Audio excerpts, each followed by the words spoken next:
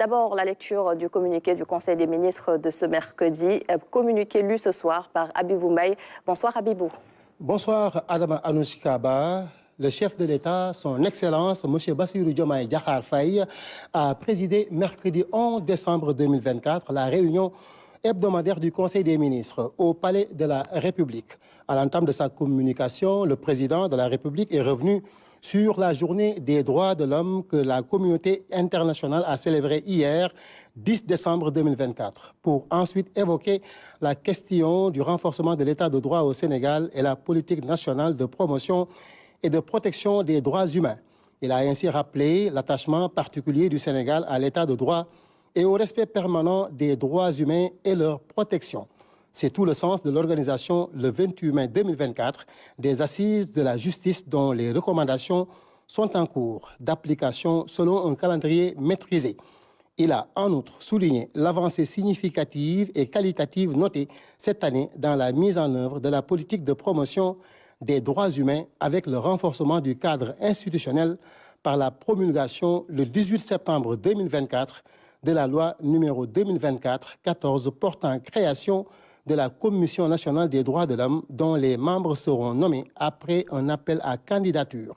À cet effet, il a instruit le ministre de la Justice, garde des Sceaux, de prendre toutes les dispositions requises en vue de finaliser le processus de recrutement et de nomination des nouveaux membres de la Commission nationale des droits de l'homme avant le 31 janvier 2025.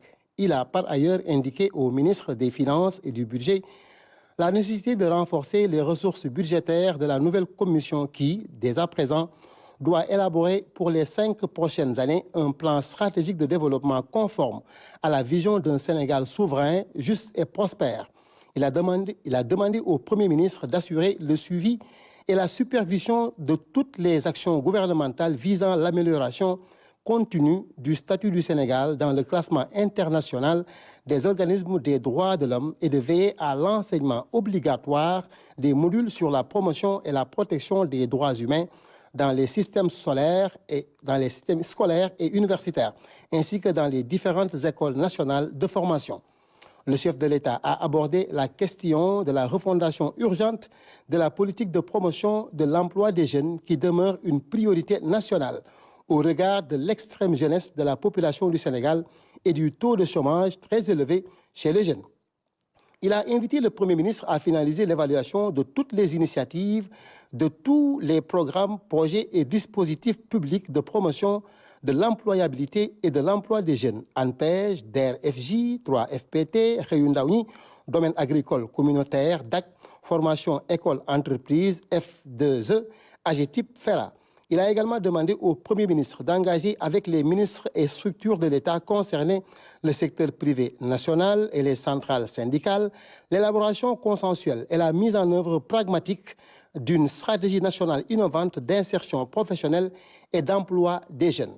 Le président de la République a réaffirmé son attachement profond au renforcement de la territorialisation des politiques de formation professionnelle et technique en cohérence avec la charte universitaire et les instituts supérieurs d'enseignement professionnel, ISEP, la mise en place des 8 pôles de développement, la définition et le déploiement des filières prioritaires du référentiel de politique économique et sociale. Il a dès lors souligné l'impératif de renforcer la formation professionnelle et technique à travers la diversification, l'actualisation et l'adaptation des offres de formation et en insistant dès le collège sur la préparation à l'orientation professionnelle des élèves. Il s'agit aussi et surtout d'accélérer les projets de réalisation de centres de formation professionnelle départementaux et d'opérationnalisation de mécanismes d'apprentissage adaptés à l'insertion de jeunes prématurément sortis du système éducatif. Le chef de l'État a par ailleurs indiqué au Premier ministre l'impératif de réorienter les politiques et dispositifs d'encadrement, de financement, de promotion de l'entrepreneuriat et de l'auto-emploi des jeunes, soutenus par un système d'information fiable et un suivi efficace. Dans la même lancée, il a souligné l'urgence d'une redéfinition des objectifs et des règles d'établissement des contrats aidés dans le cadre de la Convention nationale État-employeur CNEE, instrument qui doit davantage cibler des secteurs fortement créateurs d'emplois. Il a aussi rappelé au ministre en charge du Travail et de l'Emploi sa directive relative à la bonne préparation de la tenue avant fin avril 2025 de la 3e conférence sociale sur le thème de l'employabilité et l'emploi des jeunes. Abordant la problématique de la maîtrise stratégique du capital humain dans le système éducatif, le président de la République a constaté que plusieurs écoles publiques, collèges et lycées du Sénégal connaissent un déficit criard d'enseignants. Cette situation, qui s'aggrave d'année en année, est fortement liée à l'évolution exceptionnelle de la démographie scolaire et à une mauvaise gestion prévisionnelle des flux d'élèves, des emplois et des compétences dans le secteur éducatif. Il a par conséquent demandé au ministre de l'Éducation nationale, au ministre de la Formation professionnelle et technique et au ministre des Finances et du Budget de finaliser dans les meilleurs délais, sous la supervision du Premier ministre, un programme spécial de recrutement d'enseignants sur 3 ans, 2025, 2026, 2027, selon les spécialités et matières prioritaires ciblées.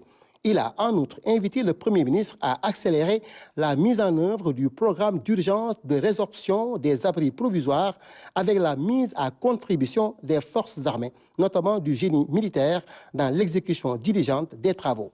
Au chapitre de son agenda diplomatique, le chef de l'État est revenu sur ses visites de travail effectuées respectivement à Abu Dhabi et au Qatar. Il a participé au forum de Doha. Pour Abu Dhabi et Doha, il a été retenu d'œuvrer à hisser la coopération à un niveau plus élevé. Le président de la République est aussi revenu sur sa visite à Nouakchott, en République islamique de Mauritanie, pour participer à la conférence africaine sur l'éducation, la jeunesse et l'employabilité des jeunes. Dans sa communication, le Premier ministre a relevé l'importance capitale que revêt l'évaluation de la disponibilité des ressources humaines de qualité dans l'administration publique pour la mise en œuvre de l'agenda national de transformation Sénégal 2050. À cet égard, il a invité les ministres à allier le renforcement des capacités des agents à travers un cadre normé de plans de formation et l'identification des gaps de compétences pouvant être poursuivis par la mobilité au sein de la fonction publique. Évoquant les prochains débats budgétaires à l'Assemblée nationale, le Premier ministre a rappelé les principes directeurs qui ont présidé à l'élaboration de la loi de finances 2025, centrée sur la rationalisation des dépenses d'investissement et courantes, ainsi que sur des efforts de relèvement des recettes, au regard de la situation de référence des finances publiques ressorties des audits. Il a demandé au ministre de s'approprier pleinement cette philosophie de la nouvelle gouvernance des finances publiques qui a nécessité des arbitrages sur les sollicitations budgétaires. Il a été retenu de n'inscrire dans le budget que les projets et programmes matures ayant un fort impact économique et social. Par ailleurs, conformément aux instructions de M. le Président de la République, il a demandé au ministre des Finances et du Budget et à tous les autres ministres, au titre notamment des structures rattachées à leur département ministériel respectif, de faire prendre les dispositions appropriées par leurs services compétents en vue de veiller strictement au règlement à date échue des salaires, bourses d'études et primes diverses dues par l'État. Enfin, M. le Premier ministre a évoqué, en application des directives présidentielles, la priorité à accorder en 2025 au démarrage du plan d'urgence de résorption du déficit en personnel enseignant, en affectant les économies budgétaires issues de la dissolution d'institutions et d'agences au renforcement du dit personnel par des recrutements dans ce cadre. La priorité devra être accordée au personnel contractuel en place. Au titre des communications des ministres. Le ministre de l'Énergie, du Pétrole et des Mines a fait une communication sur l'audit des titres miniers réalisé par son département. Le ministre de l'Environnement et de la Transition écologique a fait le point sur les conférences des parties COP sur la biodiversité COP16, les changements climatiques COP29 et la désertification COP16. Le ministre de l'Agriculture, de la Souveraineté alimentaire et de l'Élevage a fait une communication sur la situation de la campagne de commercialisation de l'arachide 2024, les rendements de l'arachide et la campagne horticole. Au titre des textes législatifs et réglementaires. Le Conseil a examiné et adopté le projet de loi portant abrogation de la loi organique numéro 2012-28 du 28 décembre 2012 portant organisation et fonctionnement du Conseil économique, social et environnemental et la loi organique numéro 2016-24 du 14 juillet 2016 relatif à l'organisation et au fonctionnement du Haut Conseil des collectivités territoriales. Le projet de loi portant révision de la Constitution. Et au titre des mesures individuelles. Le président de la République a pris les décisions suivantes au titre du ministère de l'Intégration africaine et des Affaires étrangères.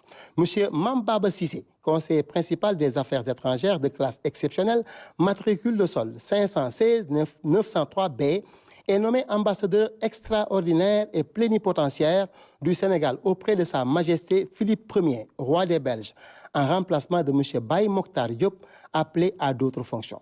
Mme Fatou Isidora Maragnan, conseiller principal des Affaires étrangères de classe exceptionnelle, matricule de solde 602-565D, précédemment ambassadeur, secrétaire général du ministère des Affaires étrangères, est nommé ambassadeur, représentant personnel du chef de l'État pour la francophonie.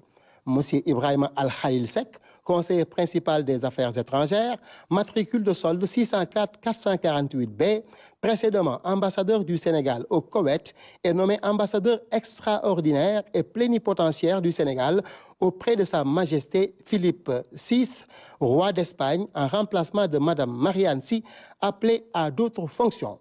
M. Koulisek, conseiller principal des Affaires étrangères, matricule de solde 604-134H, précédemment ambassadeur représentant permanent du Sénégal auprès de l'Office des Nations Unies à Genève, est nommé ambassadeur représentant permanent du Sénégal auprès de l'Organisation des Nations Unies à New York, en remplacement de M. Chernian, appelé à faire valoir ses droits à une pension de retraite.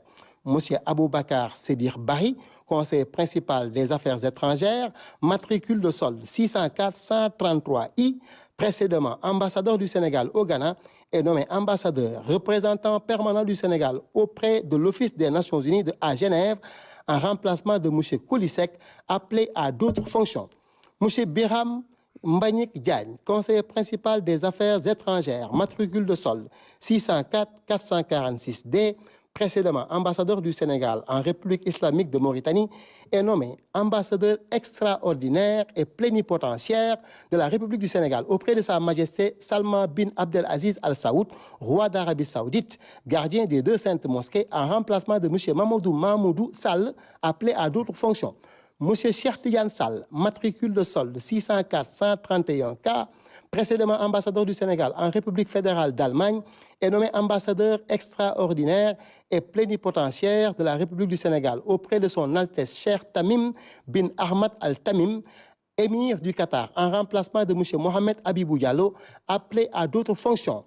Mme Geneviève Faye Manel, conseiller principal des Affaires étrangères, matricule de solde 606-892K, est nommé ambassadeur extraordinaire et plénipotentiaire de la République du Sénégal auprès de son Excellence M. Cyril Ramaphosa, président de la République d'Afrique du Sud, en remplacement de Mme Safietou Ndiaye, appelée à d'autres fonctions.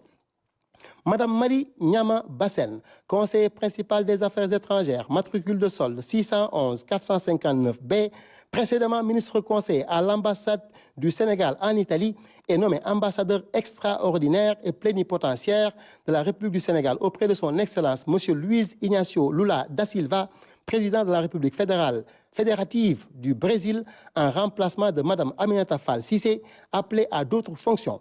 M. Hassan Sougou, conseiller principal des Affaires étrangères, matricule de solde 603-336C, précédemment ministre conseiller à l'ambassade du Sénégal à Paris, est nommé ambassadeur extraordinaire et plénipotentiaire de la République du Sénégal auprès de son Altesse Nawaf Al-Hamad Al-Jaber Al-Sabah, émir du Koweït, en remplacement de M. Ibrahim Al-Khalil Sek, appelé à d'autres fonctions. M. Isidore Marcel Sen, conseiller principal des Affaires étrangères, matricule de solde 624-526A, précédemment ministre conseiller à l'ambassade du Sénégal à Washington, est nommé ambassadeur extraordinaire et plénipotentiaire de la République du Sénégal auprès de Sa Sainteté le Pape François, en remplacement de M. Martin Pascal Tine, appelé à d'autres fonctions. M. Moustapha Sokhna Diop, conseiller principal des affaires étrangères, matricule de solde 616-223H, précédemment ambassadeur conseiller technique au ministère de l'intégration africaine et des affaires étrangères, est nommé ambassadeur extraordinaire et plénipotentiaire de la République du Sénégal auprès de son Excellence M. Recep Tayyip Erdogan, président de la République de Turquie, en remplacement du général Cheikh Gueye, appelé à d'autres fonctions. M. Pierre Mad Faye, conseiller principal des affaires étrangères, matricule de solde 624-511C, ambassadeur, directeur des organisations internationales et de la mondialisation, est nommé ambassadeur délégué permanent auprès de l'Organisation des Nations Unies pour l'éducation, la science et la culture, UNESCO, en remplacement de M. Souleymane Jules Diop, appelé à d'autres fonctions. M. Aaron Cissé, chancelier des affaires étrangères, de classe exceptionnelle, matricule de solde 506-348D, est nommé consul général du Sénégal à Jeddah, en remplacement de M. Cheikhouna Mbaké, appelé à d'autres fonctions. M. Salifou Diadiou, chancelier principal des affaires étrangères, matricule de solde 602-521D, est nommé consul du Sénégal à Naples, en remplacement de M. Idrissa Bensen, appelé à d'autres fonctions. M. Momar Anta Cissé, chancelier principal des affaires étrangères, matricule de solde 616-051O, est nommé consul général du Sénégal à Casablanca, en remplacement de M. Youssou Diop, appelé à d'autres fonctions. M. Mamadou Lo, chancelier principal des affaires étrangères, matricule de solde 616-055K, est nommé consul général du Sénégal à Madrid, en remplacement de M. Mamadou Moustapha Loum, appelé à d'autres fonctions. M. Lamine Kambaye, chancelier principal des affaires étrangères, matricule de solde 620-657D, est nommé consul général du Sénégal à Barcelone, en remplacement de M. Aliou Diao, appelé à d'autres fonctions. Le ministre de la Formation professionnelle et technique, porte-parole du gouvernement, Amadou Moustapha Ndiek Saleh. Merci beaucoup, Habibou Mbaye, pour la lecture du communiqué du Conseil des ministres de ce mercredi. Et c'est le